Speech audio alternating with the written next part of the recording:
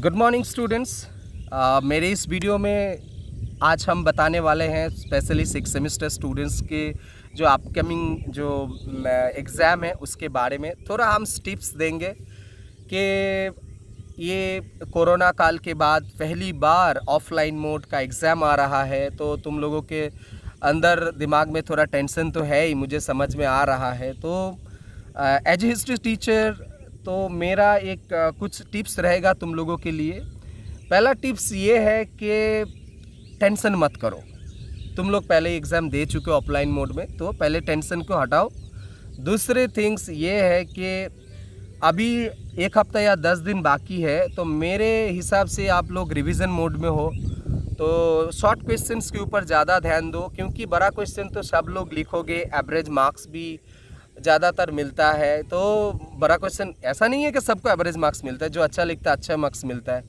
तो short questions के ऊपर ज़्यादा ध्यान दो, क्योंकि उसको अगर 100% तुमने लिख दिए तो तुम्हारा मार्क्स तुम्हारे जो और भी कंपटीटर होगा उनसे ज़्यादा आने की चांसेस ज़्यादा रहता है। तीसरी बात ये है कि पेन, कौन सा पेन इस्तेमाल करोगे, ये मैं ज़्यादातर ध्यान देता हूँ कि क्योंकि हिस्ट्री स्टूडेंट को क्या है ना, टाइम में कंप्लीट करना होता है। तो जिसको टाइम में कंप्लीट करना होता है ना, तो उसको पेन अच्छा होना चाहिए। तो इसीलिए हम बोलेंगे जो पेन तुम पूरे सेमेस्टर में पिछले 3 महीने में 1 साल में इस्तेमाल कर रहे हो, उसी टाइप का पेन का इस्तेमाल करो। नया पेन का इस्तेमाल मत करो, नया स्टाइल, क्योंकि उसमें स्पीड की कमी आ जाता है। तो हिस्ट्री स्टूडेंट के लिए स्पीड बहुत ही महत्वपूर्ण हो जाता है उनके एग्ज़ाम में। तीसरी बात यह है कि जब भी एग्ज़ाम हॉल में क्वेश्चन आंसर लिखोगे, काट के मत रहो, रीराइट मत करो। तो ये पूरी तरह से ध्यान रखो, साफ़ सुथरा लिखा मतलब राइटिंग होना चाहिए, और पेज मार्क दे देना है ऊपर हिस्से में या नीचे हिस्से में, जो भी पेज तुम लोग लोगे।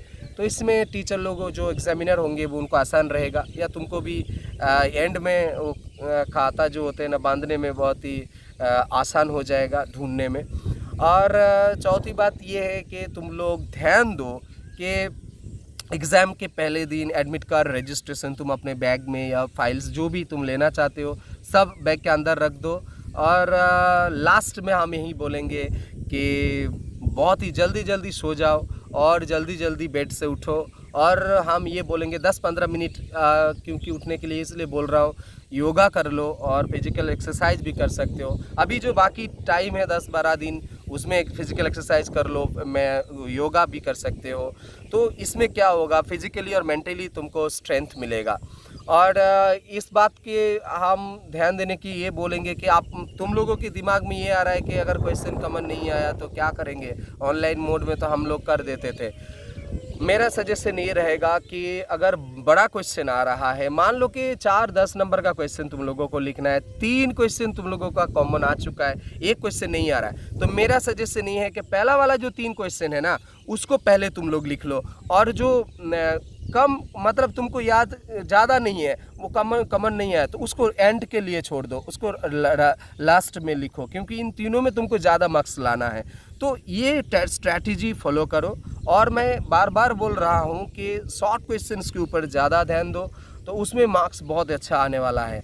तो सबको मेरे ओर से बहुत बहुत बधाई तुम लोगों को, क्योंकि तुम लोग ग्रेजुएशंस के फाइनल सेमेस्टर में हो। इस सेमेस्टर के एग्ज़ाम्स के बाद तुम लोग ग्रेजुएट बन जाओगे, और अपने अपने लाइफ का एक लाइफ में ग्रेजुएट का जो एग्ज़ाम होता है ना, एक बहुत बड़ा अचीवमेंट होता है। सिर्फ तुम्हारे लिए नहीं, तुम्हारे पापा मम्मी के लिए भी बहुत बड़ा अचीवमेंट होता है कि अपना लड़का लड़की जो है वो ग्रेजुएट हो रहा है। तो best of luck to all of you. कोई भी टेंशन मत करो, सब सही जाएगा, और बहुत ही मस्ती में रहो और मस्ती में एग्ज़ाम दो।